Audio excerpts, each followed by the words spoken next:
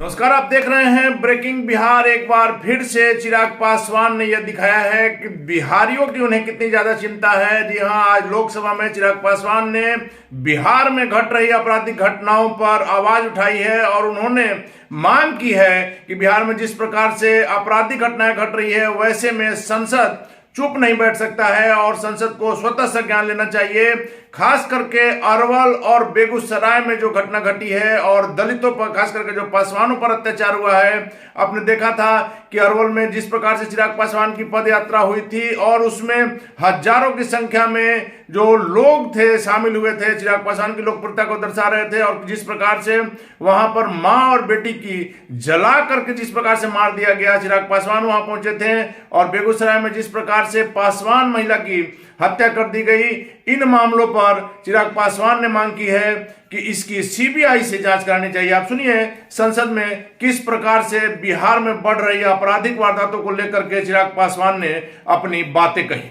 Sir, एक सांसद होने के नाते मैं भारतीय फेडरल स्ट्रक्चर को, संघीय ढांचे को भली भांति समझता हूं और इस बात को मैं जानता हूं कि कई अधिकार जहां केंद्र सरकार के पास होते हैं तो वहीं कई अधिकार राज्य सरकार के पास होते हैं, जिसमें कानून व्यवस्था यकीनन राज्य सरकार के अंतर्गत आती है। पर ऐसे में सर, अगर एक राज्य, और मैं अपने गृह राज्य की बात कर रहा हूं, बिहार से मैं आता हूं, वहां पे सर अगर आपराधिक गतिविधियां इतनी ज्यादा बढ़ जाएं, हत्याएं इतनी ज्यादा बढ़ जाएं, तो ऐसे में सर ये संसद खामोश नहीं रह सकती।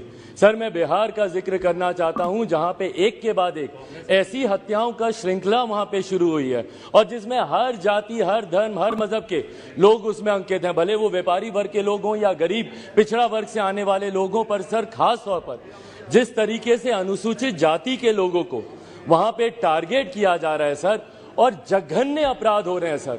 एक उदाहरण देना चाहूंगा सर मैं अरवल की घटना का। वहां पर सर एक पासवान परिवार से आने वाली महिला, उनको जिस तरीके से उनकी बेटी के साथ दुष्कर्म का विरोध करने के लिए और न्याय की मांग करने के लिए प्रशासन भी सर अपराधियों के साथ मिला हुआ था। ये रामजीत पासवान जी की उनकी धर्मपत्नी सुमन देवी अपनी 5 साल की बच्ची के साथ सर वो न्याय मांगने जाती हैं बार बार प्रशासन के पास।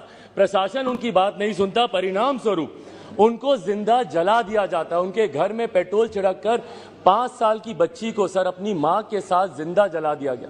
सोचिए, वो बच्ची अस्पताल में, उनको मैं देखने गया था, वो बच्ची 5-6 दिन तक लड़ाई लड़ती रही जिंदगी मौत के साथ, न्याय की उम्मीद रखते हुए उसने दम तोड़ दिया। बेगूसराय की घटना सर, फिर एक पासवान महिला के साथ सामूहिक, 2 मिनट लूंगा सर, सामूहिक दुष्कर्म करके उनको अर्धनग्न व्यवस्था में सर उनके शरीर को खेत में फेंक दिया गया। सर, एक के बाद एक सर ये घटनाएं हो रही हैं। मैं जानता हूं सर अपनों को खोने का दर्द। 2 साल पहले मैंने अपने पिता को खोया, कल मेरी नानी का निधन हुआ है सर, अभी 24 घंटे नहीं हुए उनके अंतिम संस्कार को। सर, आज मैं यहाँ पे इसीलिए बोल रहा हूँ क्योंकि ये बिहारियों का आक्रोश है सर, और राज्य सरकार इस पे पूरी तरीके से खामोश है। इसीलिए सर मैं चाहता हूँ कि संसद से उन पीड़ित परिवारों को न्याय मिले। तमाम इसका स्वतः संज्ञान लेते हुए केंद्र सरकार इस पे कार्रवाई करे और सीबीआई जांच इन तमाम विषयों पर की जाए। श्री मुकेश राजपूत जी।